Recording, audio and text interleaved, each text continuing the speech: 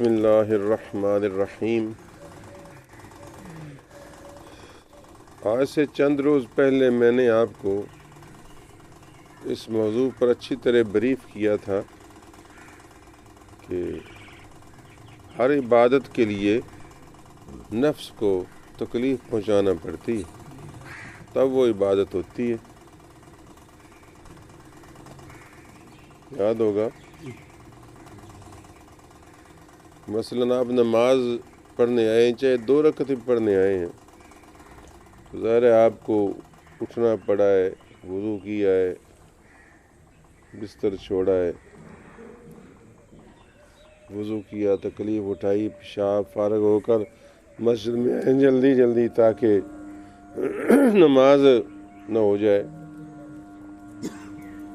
آپ بیٹھے ہیں، جائیں گے تو تھوڑی بہت تکلیف تو اٹھانی پڑی ہے نا۔ اس طرح روزہ رکھتے ہیں تو مشقت ہے، جہاد میں مشقت ہے، زکوٰۃ میں بھی مشقت ہے، مالی مشقت ہے کہ اچھا بھلا پیارا پیارا مال محنت سے کمایا ہوا، چاہے 2.5% ہی ہے تو وہ دینا تو پڑتا ہے نا۔ نفس تو نہیں چاہتا کہ مال جائے، تو اس کا مطلب کیا ہوا کہ تمام عبادات اور ریاضات کی جو جڑ ہے وہ نفس کی مخالفت ہے۔ جب نفس کی مخالفت ہی اللہ کی عبادت ٹھہری اور اسی میں اللہ کی عبادت ہے، تو جتنا کوئی اپنے نفس کو مارے گا اتنا ہی اللہ کے قرب میں جائے گا۔ یہ موضوع میں نے اچھی طرح سمجھا دیا تھا۔ تو ہم عام لوگ تو تھوڑی بہت، عام لوگوں کے لیے اللہ نے تھوڑا بہت نفس کی مخالفت رکھ دی کہ بس تم اتنا ہی کرتے رہو تو چلو تم مسلمان ہو اور جنت کے امیدوار اور حقدار رہو۔ 5 وقت نماز، جمعہ، روزے ماہ رمضان کے اور زکوٰۃ اگر پڑ جائے کبھی یا ہو جمع ہو جائیں تو حج، یہ ہے عام لیول۔ جس طرح عام لوگوں کی عام غذا ہوتی ہے، خاص لوگوں کی خاص غذائیں ہوتی ہیں، اسی طریقے سے عام پہلوان تھوڑا بہت یا عام انسان تھوڑا بہت کھاتے ہیں، پہلوان اور خاص پہلوان خاص غذائیں کھاتے ہیں۔ اس طرح عام مسلمان تھوڑی بہت نفس کی مخالفت کرتے رہیں تو گزارا ہو جائے گا، لیکن راہ خدا کے پہلوان اولیاء اللہ بڑی خاص الخاص مشقت نفس کو دیتے ہیں تاکہ ان کی روح خاص بلندیوں تک پہنچے۔ یہ اچھی طرح اگر نہیں تھا آپ سمجھ لو۔ تو اس لیے ایک تو آپ یہ اپنے لیے عام سبق ہے کہ آپ اپنے نفس کو نت ڈالیں، قابو کریں، میں اور آپ، اور ہمیں اس پر سپورٹ دینی چاہیے ہمارے گھر والوں کو۔ نبی پاک صلی اللہ علیہ وسلم نے فرمایا کہ اللہ اس خوش نصیب جوڑے کو سلامت رکھے۔ میاں بیوی بعض اوقات آپس میں چول مول کرتے ہیں نا، شغل اچھے جوڑے جو ہوتے ہیں، اور یہ منع نہیں ہے بیوی سے ہنسی مزاح کرنا اور بیوی اپنے شوہر سے ہنسی مزاح کرے تاکہ محبت بڑھے اور دل خوش ہو، یہ مسنون ہے، سنت۔ تو اللہ فرماتے اللہ اس جوڑے کو خوش اور خرم شادماں رکھے کہ جو اگر بیوی رات کو، حالانکہ تہجد کی بات کی، جو بیوی اگر رات کو سوئی ہو اور شوہر اٹھ پڑے تو اس کو اٹھائے چھیڑ چھاڑ کر کے کہ کسی طریقے سے اٹھ پڑے، اور اگر وہ نہ اٹھے تو پانی کے چھینٹے منہ پر مارے، اور ہنسی میں، نہیں سمجھے، لڑائی نہ پڑ جائے، ہنسی میں، جس سے، اور ہنسی میں مارتے ہیں چھینٹے۔ تم نے یہ میڈیا میں اور فلموں میں کہیں نہیں دیکھا کہ وہ اس پر چھینٹے اڑا رہی ہیں، وہ اس پر چھینٹے اڑا رہا ہے، کوئی ہیروئن اور ہیرو۔ پہلے تو میں نے سینما نہیں دیکھا تھا، نہ میرے مقدر میں تھا، اللہ نے محفوظ رکھا، لیکن اب چونکہ گھر میں یہ سینمے آ گئے تو کئی مرتبہ نکالتا کوئی منظر اتفاق سے کوئی ایک آدھ کہیں گزرا ہے، مجھے یاد نہیں کب گزرا، کہ اس کو پتہ نہیں وہ کون تھی، ہیروئن تھی یا کوئی بہن بھائی تھے یا کوئی تھے، بہرحال وہ کسی پر چھینٹے اڑا رہی تھی، اس پر چھینٹے اڑا رہا تھا اور ہنس رہے تھے۔ معلوم ہوا کہ ایسا بھی ہوتا ہے کہ محبت میں چھینٹے چھینٹے مارنے سے خوشی ہوتی ہے. تو میرا مطلب یہ نہیں کہ لڑائی کر کے گھر میں کر لینا. اگر آپ کے مراسم اتنے اچھے ہیں, لو میرج ہے آپ کی, یا آپ کو آپس میں کوئی حوصلہ ہے, تو چھینٹے مار کر اٹھا دو, اور وہ اللہ اس کو سلامت رکھے, وہ اپنے شوہر کو اٹھائے, نہ اٹھے تو کچھ چھینٹے مارے اور ہنس پڑے, تاکہ وہ بھی ہنس پڑے اور اس کو اٹھنا پڑ جائے. تو مطلب کیا ہوا کہ وہ مدد دے نفس کی مخالفت کرنے میں. اب نفس کہتا ہے سو جا, تو اس کی مدد کر رہی ہے, وہ اس کی مدد کر رہا ہے. یہ مجھے اس سے یاد آ گیا کہ اکثر و بیشتر ہمارے گھروں میں بعض سجاگ ہوتے ہیں, بعض نیند کے ماتے. تو اگر بیوی جاگ پڑتی ہے تو شوہر کو چلو تہجد کے لیے نہ صرف فجر کی نماز کے لیے اٹھائے. اور میری بیوی اکثر میری مدد کرتی ہے. تو اللہ تعالیٰ نے اس کو یہ ہمت دی ہے کہ شاید بیچاری کو نیند نہیں آتی یا کیا, تو مجھ سے پہلے جاگ پڑتی ہے اور تہجد کے بعد وظائف شروع کر دیتی ہے. اور میں جسموں کی درد کا مارا ہوا, کبھی پھر لیٹ گیا, کبھی کوشش کرنے لگا کہ پنکھا بند کر کے اوپر کپڑا کروں تاکہ پسینہ آ جائے, میرے جسم کی درد کہیں ہوتی ہے, مختلف عوارض ہوتے ہیں.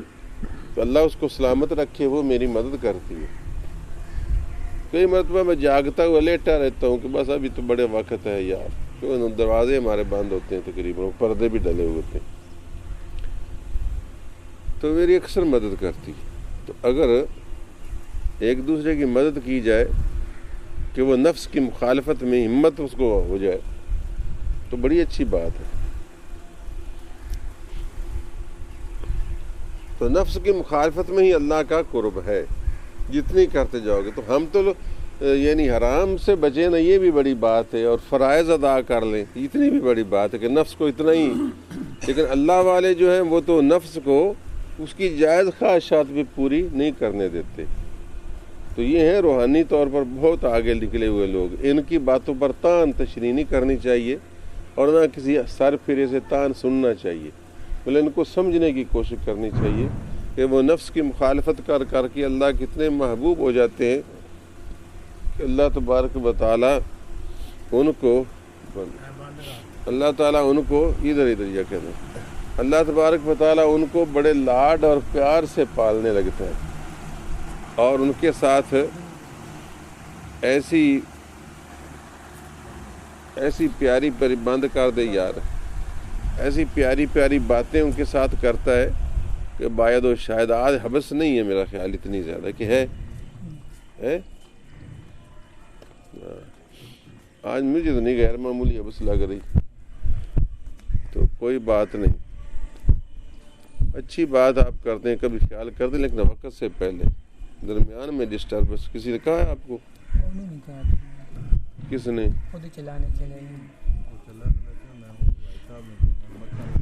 اچھا چلو پھر ان کی طرف کہا.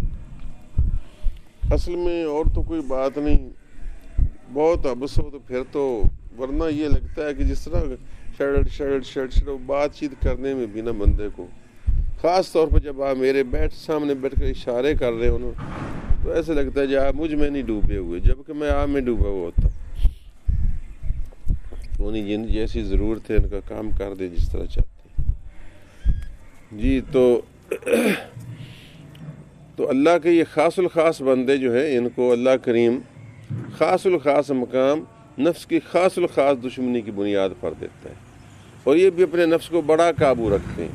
چنانچہ آپ نے حضرت مالک بن دینار کے بارے میں سنا کہ وہ یہودی ان کو اتنا تنگ کرتا رہا, لیکن آپ وہ روزانہ صاف کر لیتے غلاظت, حتیٰ کہ وہ تنگ آ کر کہنے لگا کہ آپ کو غصہ نہیں آتا کیا, آپ کو میری وجہ سے کوئی تکلیف تو نہیں ہے؟ فرمایا نہیں کوئی نہیں تکلیف نہیں ہے.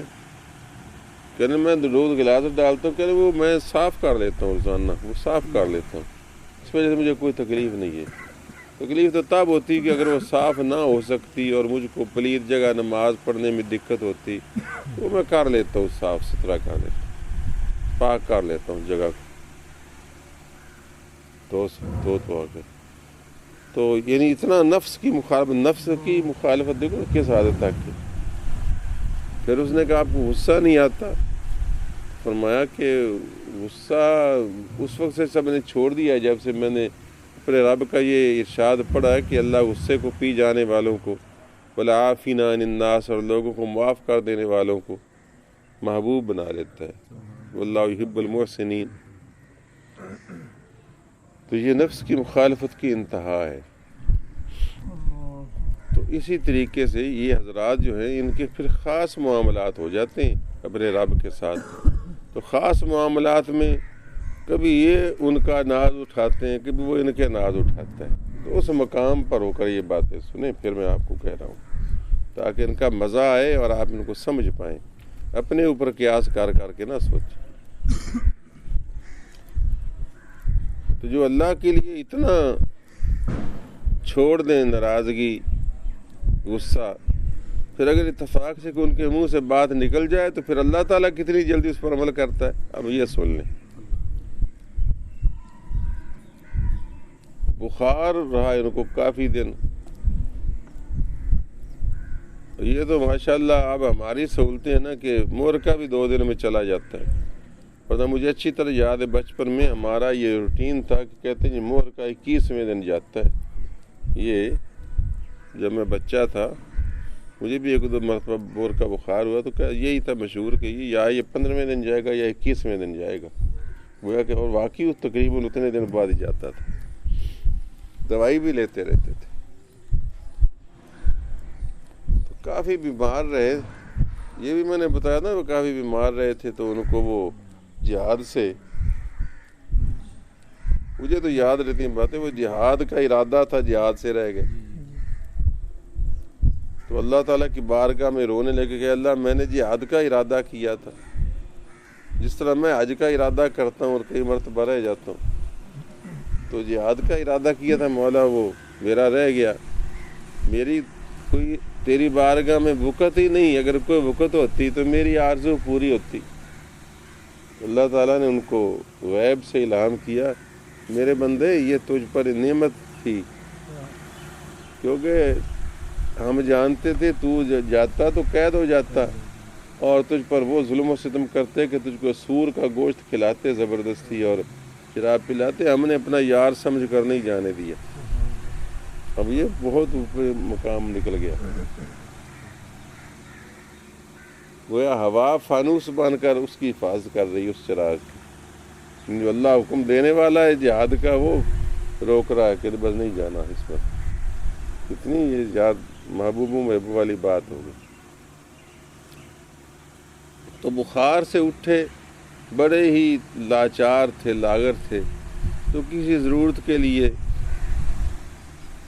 بازار میں جا رہے تھے. اگر کوئی ضرورت انسانی تو ہوتی ہے نا کوئی چیز لینی پڑ جاتی ہے. کوئی اتفاق سے جب نکلے تو بادشاہ کی سواری آ رہی تھی دمشق کے بازار میں.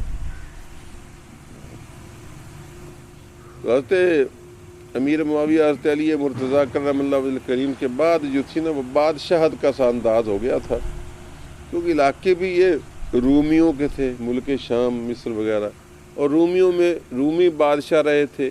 لوگ اس ساج تاج کو ضروری سمجھتے تھے. بولو جی بادشاہ کی تو ساج تاج ہونی چاہیے.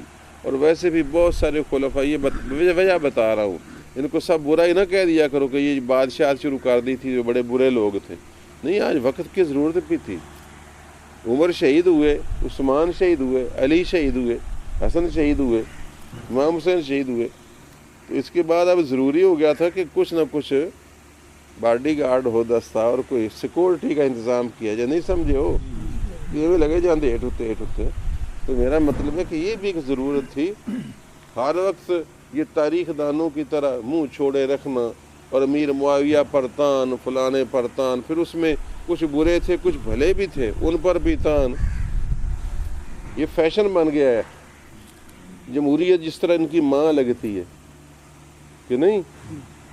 آج نہ کوئی ملا ہے نہ کوئی دنیا دار ہے. سب نے جمہوریت کا اعلان جمہوریت. حالانکہ یہ جمہوریت یہ تو بدترین آمریت سے بھی بری ہے. اور جہاں بدماش کا اور متقی پرہیزگار کا ووٹ برابر ہے، وہ کیا جمہوریت؟ وہ خاک جمہوریت ہے، وہ تو لعنت ہے نیری کہ نہیں؟ تمہارے نمازی پرہیزگار حافظ قرآن قاری عالم لوگوں کا ووٹ بھی وہی ویلیو رکھتا ہے جو یہاں ایک پاگل دیوانہ کوڑا آمک بے نماز اجڑ نقب زن شرابی کبابی وہ جا رہا ہے، وہ 4 کبابی ڈال جائیں تو آپ فیل۔ قرآن کریم تو جا بجا کہتا ہے اکثر الناس لا یعلمون، اکثر الناس لا یؤمنون، اکثر الناس لا یشکرون، اکثر لوگ ناشکرے ہوتے ہیں، اکثر لوگ جاہل ہوتے ہیں، اکثر لوگ بے ایمان ہوتے ہیں۔ تو اکثر قرآن تو یہی کہہ رہا ہے، یہاں تک فرمائے ان تو اکثر من فی الارض یضلوک عن سبیل اللہ، اگر تو زیادہ تر اہل زمین کی اکثریت کے پیچھے چلے گا تو تجھ کو اللہ کی راہ سے گمراہ کر دیں گے۔ اس سے کلیئر کٹ آیت کون سی ہے؟ لیکن نہ فضل الرحمان کھڑا ہوتا ہے، نہ ثروت قادری کھڑا ہوتا ہے، نہ فضل کریم، سب نے جمہوریت کی دم پکڑی ہوئی ہے کہ چونکہ سب امریکہ نے مشہور کر دیا جمہوریت، ہم لوگ بھی بڑے جمہوریت کے دل دادا ہیں، حالانکہ ضیاء الحق جیسی آمریت ہمیں چاہیے کم از کم۔ گرچہ ضیاء الحق بھی بہت معیاری تو نہیں تھا، لیکن بہرحال شریف آدمی تھا، پرہیزگار تھا، نمازی تھا، قرآن کی تلاوت کرنے والا، کچھ نہ کھانے والا۔ آج تک اس کے اوپر کوئی کیس بنا؟ مخالف بھی آئے۔ تو میرا مطلب ہے یہ تو ضمنی بات ہوگی، بہرحال یہ سب آپ کی تربیت کے لیے، آپ کی ذہنی تربیت کے لیے، اور آگے تربیت کیا کریں، جتنا اچھا طرح سمجھ آ جائے وہ بیان کرنے میں کوئی حرج نہیں۔ بہرحال بادشاہ کی سواری آ رہی تھی اور وہ بادشاہت کے انداز آ گئے تھے اور ضرورت بھی تھی، تو بادشاہ کی سواری آ رہی تھی، یا بیمار ہیں، آہستہ آہستہ جا رہے ہیں، بوڑھے بھی ہیں، شاید پتہ نہیں کس عمر کی یہ بات ہے، تاریخ تو نہیں لکھی انہوں نے۔ تو اچانک شورغل اٹھا کہ بادشاہ کی سواری آ رہی ہوتے، آگے آگے چوبدار، دربان، سیکورٹی گارڈ، ہٹ جاؤ لوگو، ہٹ جاؤ بچوں، ہٹ جاؤ نوجوانوں۔ تو کافی فاصلے پر آگے کوئی 2-4 ایکڑ پر ہوتے ہیں چوبدار، تو وہ شور مچا کے بادشاہ کی سواری آ رہی، ہٹ جاؤ۔ تو آپ نے ہٹنا چاہا کہ چونکہ بوڑھے بیمار تھے تو بڑی مشکل سے آہستہ آہستہ چل رہے تھے، تو تھوڑا سا ان کو دیر لگ گئی ہٹنے میں۔ اتنے میں وہ چوبدار اوپر آ گیا، اسے دیکھا کہ یہ تو آہستہ آہستہ رینگ رہا ہے، اس نے جلدی سے، عادت ہوتی ہے ان کو، کوڑا مارا۔ اب وہ کوڑا جو تھا اتفاقاً زور سے لگا آپ کے جسم پر، اور ایک ہوتی منہ سے اتفاقاً بات نکلتی، بندے کی نیتاً نہیں نکلتی، تبھی انسانی طبع کی چندر بھی، جس طرح ہم بعض اوقات کسی کیل کو سیدھا کرنے کی کوشش کرتے ہو، کہتا سٹ پہ آج ٹھیک ہی نہیں پہنتا، کھورے کی یہ نہ ہو گیا۔ اب وہ آپ اس کو گالی تو نہیں دیتا چاہ رہے ہوتے، لیکن منہ سے ایسے لفظ نکل جاتا ہے، یا ایسے ہی کوئی بات ادھر ادھر ہوگی تو تیرا ستیاناس ہو جائے نا، تو وہ منہ سے بس اتفاقاً ایک بات نکلتی ہے۔ جب اسے کوڑا مارا نا تو وہ زور سے، تو جسم پر تکلیف ہوئی، کوڑا پڑا، تو بیمار بھی تھے، اچانک منہ سے نکل گیا قطع اللہ یداک، اللہ تیرے ہاتھ کاٹے، تو نے میرا مطلب کتنے زور سے مجھ کو مار دیا۔ بس وہ جو اتفاق سے منہ سے نکلا وہ تو تقدیر الہی کی طرح تھا۔ اگلے دن پتہ نہیں کیا بہانہ بنا، بادشاہ کو اس پر غصہ، اس کے دونوں ہاتھ ہی کاٹ دیے۔ اس چوبدار کے کوئی بہانہ بنا ہوگا، کوئی بادشاہ کا موڈ کسی وجہ سے خراب ہو سکے، ہاتھ کاٹ دو۔ اصل میں وہ ہاتھ کیا کاٹتا، ادھر سے منہ سے جو نکلی تو تقدیر الہی نے پرواز کی۔ تو مطلب ہے کہ یہاں تک پھر اللہ بھی ان کا خیال فرماتا ہے، ان کی دوستی کا، کہ اتفاق سے بھی منہ سے کوئی بات نکل جائے تو اللہ منہ سے پوری کر دیتا ہے۔ اور ایسا حضور صلی اللہ علیہ وسلم سے بھی ہوا۔ یہ اس لیے کہہ رہا ہوں کہ اب یہ سب معلوم ہو تو پھر بندہ کہتا ہے کہ یہ اب حضور رحمت اللہ عالمین تھے، آپ نے یہ اکثر سنا کہ آپ نے کسی کے بارے میں بد دعا نہیں کی، یہی آپ سنتے رہتے ہیں، علماء حضرات یہی بیان فرماتے ہیں۔ مگر اس کے برعکس یہ بھی آتا ہے حدیث پاک میں کہ ایک شخص جو تھا وہ آپ کے سامنے میں ظاہر کلمہ گوئی تو بائیں ہاتھ سے کھانے لگا، تھی تو لاپرواہی کہ وہ بائیں ہاتھ سے کوئی ہڈی یا کچھ ہے چونٹ رہا ہوگا یا کھا رہا ہوگا یا کوئی گوشت کا ٹکڑا کھا رہا ہوگا، تو آپ نے اس کو فرمایا کہ دائیں ہاتھ سے کھا، کل بیمینک، یہ آپ کے الفاظ حدیث، کل بیمینک، اپنے دائیں ہاتھ سے کھا۔ تو اب وہ جس طرح ہمارے عادت ہوتی ہے نا کہ بعض اوقات بندہ اچھا والا میرے تمہارے جیسا معتبر پھنس جائے نا، تو وہ فوراً کوئی بہانہ بناتا ہے تاکہ میری بے علمی اور سبکی نہ ہو، ہاتھ نو پیڑ ہے جی، یعنی کوئی اور بہانہ۔ تو کہنے لگا میرا یہ ہاتھ جو ہے نا تکلیف ہے اوپر نہیں اٹھتا، جھوٹ بولا اس نے، بہت سے یہ نہیں رکھا کہاں بات کر رہا ہوں، کہنے لگا کہ یہ دایاں ہاتھ جو ہے نا یہ اٹھتا نہیں ہے۔ اب نے کہا نا کذالک، ایسا ہی ہوگا۔ بس اس کے بعد پھر وہ مر گیا، لیکن وہ ہاتھ اس کا اوپر نہ اٹھا، اکڑ گیا، ہاتھ شل ہو گیا، ہاتھ نہ اٹھ سکا دایاں۔ اب آپ نے بد دعا تو نہیں فرمائی، ایک لحاظ سے یہی کہا کہ ایسا ہی ہوگا، تو نے جو کہہ دیا کہ میرا ہاتھ اٹھتا نہیں تو ایسا ہی ہوگا، تو پھر وہ بات ہو کے رہی، وہ نہ اٹھا، موت تک اسی طرح ہی رہا۔ تو اس وجہ سے کہ ان کی زبان جو ہے وہ اللہ تبارک و تعالیٰ کے یہاں اس کو سیف زبان کہتے ہیں، تلوار کی طرح چل جاتی ہے، تو اگر اتفاقاً میں منہ سے چل جائے۔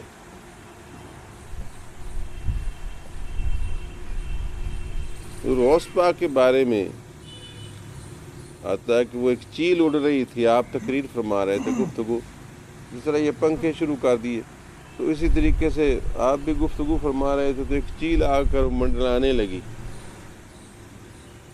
اوپر، پتہ نہیں اس کی کیا مسئلہ تھا، چیخنے ہوتی عادت کو، چیخ چیخ کر کے اوپر گھوم رہی تھی، کہیں کوئی گوشت کا ٹکڑا ہوگا، کہیں کوئی اور چیز طبی طور پر، یا اس کے کوئی بچوں کو کوئی نقصان ہونے والا ہوگا، کہیں وہ اس کا گھونسلہ ہوگا کہیں دائیں بائیں درخت پر، تو وہ چیخنے لگی، جس سے آج کی طرح جس طرح اب میں نے کہا ہی ہے تو آپ سارے اوپر دیکھنے لگے، حالانکہ اوپر چیل کونی ہے۔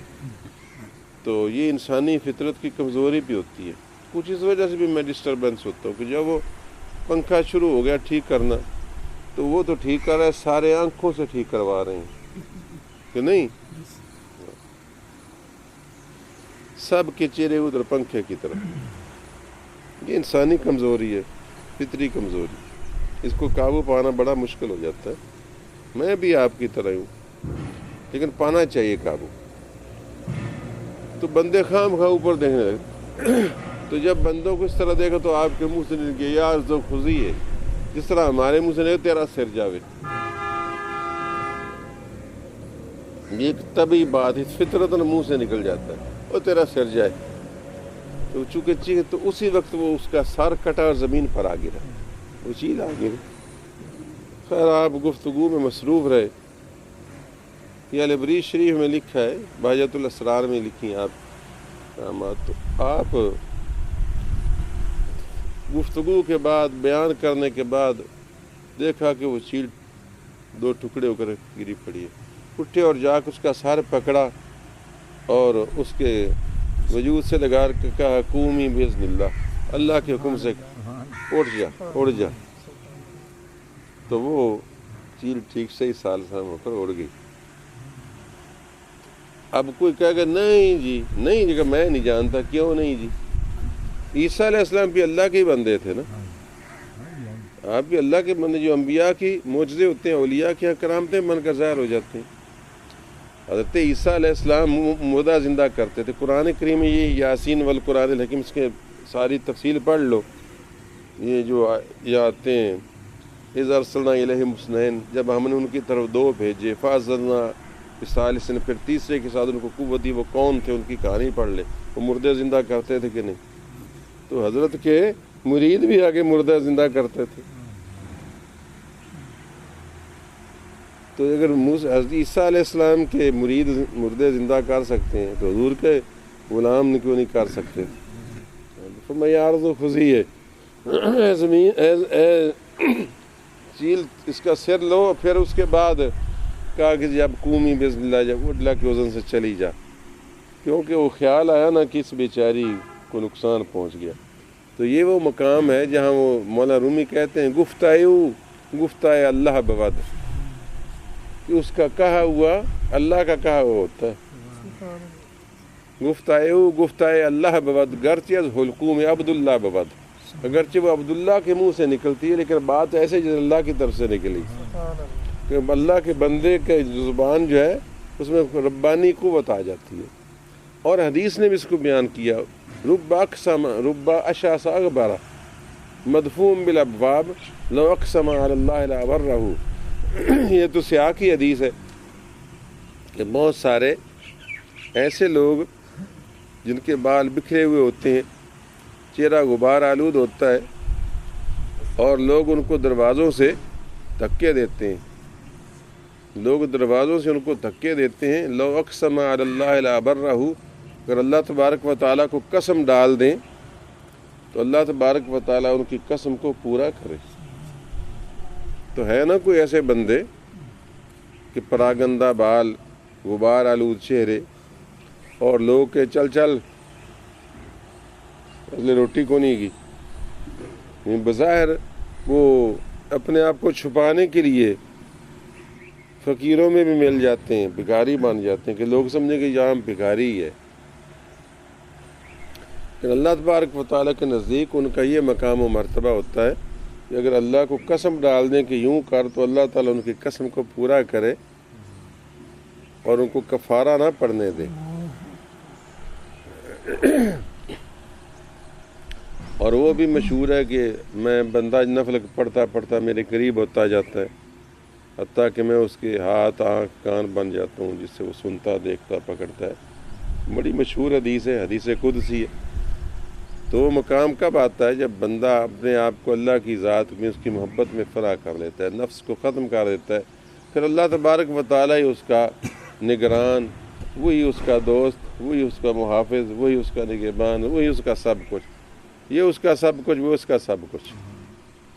تو اس مقام پر وہ بات ہو رہی ہے، تو آپ کے منہ سے نکلا قطع اللہ یداک، اللہ تیرے ہاتھ کاٹے، تو اس کے دونوں کا ہاتھ ہی کٹ گئے۔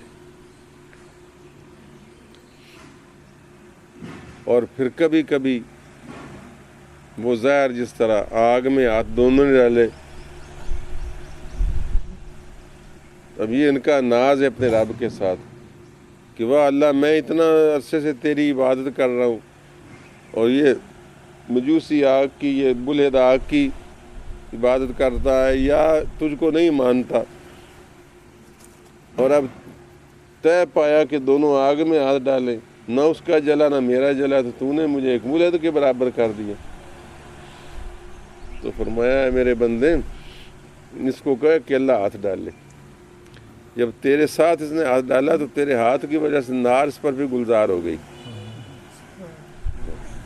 تیرا یہ مقام ہے کہ تیرا ہاتھ ساری آگ کو گلزار کر گیا، تو ایسا مقام مرتبہ ہے۔ ایک مرتبہ، ایک آخری بات، ایک مرتبہ ایک نوجوان تھا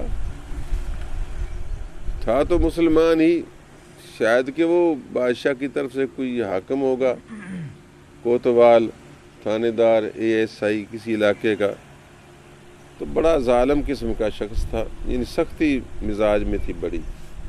تو لوگوں نے ان کو کہا کہ آپ اللہ والے، جس طرح آپ مجھے کہیں جی فلانے کو سمجھائیں، وہ سارے محلے والوں کو تنگ کرتا ہے، شاید آپ کا بھی احترام کرے، تو اس کو سمجھائیں کہ وہ اس ظلم و ستم سے باز آئے۔ تو حضرت چلے، اللہ والے نیکی کے لیے ہر وقت ہر مصیبت سہنے کو تیار ہوتے ہیں، چلے اور اس کو جا کر سمجھایا کہ بھئی دیکھو اللہ کی مخلوق پر رحم کیا کرو، نرمی کرو، اللہ نرمی کرنے والوں کو پسند کرتا ہے۔ تو وہ بولا دیکھیں بھی آپ میرے معاملے میں دخیل نہ ہو، آپ کو پتہ ہے کہ میں بادشاہ کا، گورنمنٹ کا کرندہ ہوں، تو میرے معاملات میں آپ دخیل نہ ہوں، مجھے اپنا نظام اور سسٹم ٹھیک ٹھاک چلانے دیں۔ جو بندے ایسے قابو نہیں آتے جس طرح کہ آج کل بھی ہم کہتے ہیں۔ آپ نے میں دیکھو پھر اگر تم باز نہیں آتے تو میں بادشاہ کے پاس تیری شکایت کروں گا، کیونکہ آپ سے بادشاہ بھی آپ کو جانتا ہوگا اور کچھ نہ کچھ احترام تو یقیناً کرتا ہوگا۔ وہ کہنے لگا کر دیں، بادشاہ بڑا مہربان ہے اور میرے خلاف کسی کی بات نہیں سنتا۔ آپ نے فرمایا پھر میں اللہ تعالیٰ سے کہوں گا۔ انہوں نے کہا وہ تو بادشاہ سے بھی زیادہ مہربان ہے، وہ تو ویسے ہی ایمان والوں کا دوست ہے۔ پڑھا لکھا زمانہ تھا نا، آج ایسے جواب کس کو سوچ سکتے ہیں؟ اس نے کہا وہ تو بادشاہ سے بھی زیادہ کریم ہے اور وہ تو ایمان والوں کا ویسے ہی دوست ہے، اس کا درگزر بہت زیادہ ہے۔ خیر آپ واپس چلے گئے، بات تو ٹھیک ہی ہے۔ اب آپ نے بھی سن لیا کہ اللہ تو بادشاہ سے بھی کریم ہے اور وہ ہمارا دوست ہے، ایمان والوں کا دوست ہے، وہ تیری بات پر نہیں عمل کرے گا۔ آپ چلے گئے، بات اس نے ٹھیک ہی کہی، آپ نے بھی سن لی اور اس نے بھی سن لی کہ یہ ہمیں دوست کہتا ہے۔ کیا ہوا؟ سخت مزاج ہے، جفا کرتا ہے۔ اچھا ہمارا دوست ہے، ہمارا ہمیں دوست سمجھتا ہے اپنا، ٹھیک ہے۔ معاملہ اسی طرح چلتا رہا۔ کچھ دیر بعد تانگ آ کر انہوں نے پھر کہا کہ حضرت وہ آپ کو گزارش کی تھی کہ آپ اس کو سمجھاتے، لیکن آپ نے سمجھایا ہی نہیں، یا اس پر اثر نہیں ہوا، پتہ نہیں کیا۔ اب میں اچھا میں جاؤں گا، پھر جاؤں گا۔ تو جب گھر سے ارادے کر کے نکل رہے تھے تو غیب سے آپ کو ندا آئی کہ اے مالک ہمارے دوست کو پریشان نہ کرو، ہمارے دوست کو پریشان نہ کرو۔ یا اللہ یہ کمال ہے، وہ تیرا دوست ہے۔ یاد آ گیا کہ ہاں یہ اسی بات کا اثر ہے جو اس نے کہا تھا نا، شاید اسی کے بات کا اثر ہو۔ لیکن اب گھر سے نکل کھڑے ہوئے تھے، یہ طے کر لیے کہ اس کو روکتا تو نہیں، جا کر میں روکتا تو نہیں، لیکن اس کو بتاؤں گا کہ یار تو کب سے اللہ کا دوست بنا ہے، پوچھوں گا تو صحیح تیری دوستی کب سے چل رہی ہے۔ چنانچہ اس کے پاس پہنچے، انہوں نے کہا پھر آ گئے؟ کہ نہیں میں ویسے آیا ہوں یہ پوچھنے کے لیے کہ جب میں گھر سے نکل رہا تھا تو مجھ کو کہ تمہیں سمجھاؤں تو مجھے غیب سے آواز سنائی دی کہ میرے دوست کو پریشان نہ کرو، تو میں نے کہا چلو پوچھی ہیں کہ تیری اس کی دوستی کب سے ہے۔ بس اس کو بھی یاد تھا کہ میں نے پچھلی مرتبہ کیا کہا تھا، وہ تو قدموں میں گر گیا۔ اس کا اچھا اگر اس نے ہماری دوستی قبول کر لی ہے تو ہم نے بھی اس کی مخلوق کے لیے رحمت قبول کر لی۔ اب ہم بالکل کسی کو، بلکہ اس نے وہ چھوڑا عہدہ شہدہ اپنا جو تھا نا، اور اس کے بعد اس کو کسی نے نہ دیکھا کہ کدھر گیا۔ مالک بن دینار کہتے ہیں کہ میں حج پر گیا تو میں نے اس کو دیکھا کہ کعبہ شریف میں وہ ایک اینٹ کا سرانہ رکھے اللہ کو پیارا ہونے کے وقت پر، یعنی دنیا سے رخصت ہو رہا تھا، اور یہ بھی اللہ تعالیٰ دیکھو دکھانا چاہتا ہے، ورنہ انہوں نے اسی وقت ہی جانا تھا۔ اور ایسے اتفاقات تو مجھے بھی بڑے ہوئے ہیں، میں آپ کو کیا بتاؤں۔ میں اپنی باتیں اس لیے نہیں سناتا کہ اس میں ایک بوئے بزرگی تکبر پیدا ہونے لگتی ہے۔ اللہ تعالیٰ جو جیسا بندہ جیسا اس کے تعلقات ہو جس کے ساتھ، ویسے اس کے ساتھ معاملات ہوتے رہتے ہیں۔ حالانکہ ابھی ہم تو نہ 3 میں نہ 13 میں، اگر اللہ تعالیٰ ہمیں واقعی اتنی مجاہدہ کی اور توفیق دے دے، اور نفس کی، ہم تو نفس پرست لوگ ہیں، پھر بھی وہ کرم فرماتا ہے۔ بعض اوقات ایسے کہ حیرت ہو جاتی ہے، اچھا یہ کیا ہوا، اچھا یہ فلاں بات کی وجہ سے ہوا۔ تو دیکھا کہ وہ آخری وقت پر ہے. آپ نے اس کا سر اٹھا کر گود میں رکھا اور اس نے آنکھیں کھولی. فرمایا تو یار فلانا نہیں ہے؟ اس نے کہا جی میں وہی ہوں. فرمایا یہ کیا حالت ہے تیری اور کس جگہ بیمار خستہ حالت شکستہ دل کس طرح پڑا اور تیرے آخری لمحے شاید. مجھے کہا کوئی بات نہیں, جب اس نے مجھے اپنی دوستی سے نواز دیا تو مجھے کسی شے کی ضرورت نہیں ہے. یہ میرے لیے کافی ہے. میرا دوست مجھ پر جو بھی وقت گزارے میں خوشی سے قبول کروں گا. اور یہ کہہ اس نے اپنی جان آفریں کے سپرد کر دی. تو ایسی عجیب و غریب واردات ان بندوں کی پڑھنے میں آتی ہیں, سننے میں آتی ہیں کہ پھر واقعی ماننا پڑتا ہے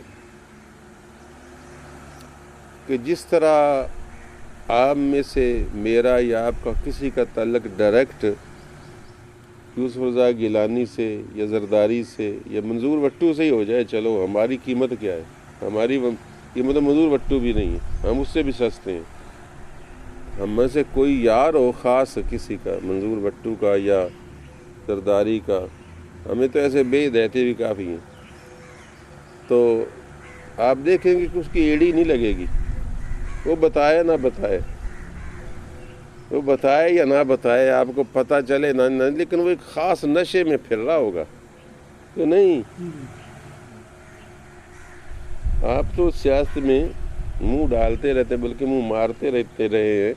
آپ کو پتہ ہوگا کہ تھوڑی سی علیق سلیق ہو نا تو بندہ خواہ بخواہ دوسروں کے سامنے یوں کر کے چلتا ہے جی, پتہ بھی نہیں چلتا کہ یہ کیوں اکڑا جا رہا ہے. بعد میں پتا کہیں محنت کے ساتھ لگتا ہے کہ اچھا اس کی تھانے میں السلام علیکم ہے. تو جن کی اللہ سے یاری دوستی ہوتی ہے نا ان کے بڑے راز اور اسرار ہوتے ہیں, ان کے بھی اپنے. عام بندوں کو اس سے کچھ خبر نہیں ہوتی کہ یہ کس نشے میں پھر رہے ہیں. آپا نے پاٹے کپڑے نے پلا یہ کھڑے ان پوچھے یہ کھڑے کس ترنگ سے جا رہے ہو. تو کبھی کوئی اب تو بہت کوئی خال, لیکن بہرحال کوشش ہر ایک کی ادب کی کرنی چاہیے. پتہ نہیں کون کس حال میں, کیوں جی, خاص طور پر مدینہ اور مکہ معظمہ میں تو اولیاء و اقطاب ابدال اخیار سب پہنچے ہوئے ہوتے ہیں. پتہ نہیں کون کس حال میں گھوم پھر رہا ہے. اس وجہ سے وہاں خاص طور پر حاجی صاحب چاہیے کہ بندہ کسی سے نہ لڑے, گالو گالی نہ ہو جاوے, اور کوشش کرے کہ وہ نرمی کے ساتھ نیچا دو مال کے اپنا وقت گزارے. پتہ نہیں, اور بلکہ یہاں بھی کیا خبر کون کس حالت میں ہے. خواجہ محمد اکبر رحمۃ اللہ علیہ کا ایک شعر مجھے یاد آیا مصرع کہ ہنگے سپاں رول رکھ موتی وچے آ. آپ پنجابی شعر کہتے تھے نا, اور آپ سنائی ہوئی ہے میں نے آپ کو. ہنگے سپاں رول رکھ وچے موتی آ. جو لوگ موتی سمندر کے کنارے تلاش کرتے ہیں نا تو وہ یوں نہیں دیکھتے پھرتے کہ موتی کیڑا ہے. پتہ نہیں کون سی سپی کے اندر سینے میں موتی ہو.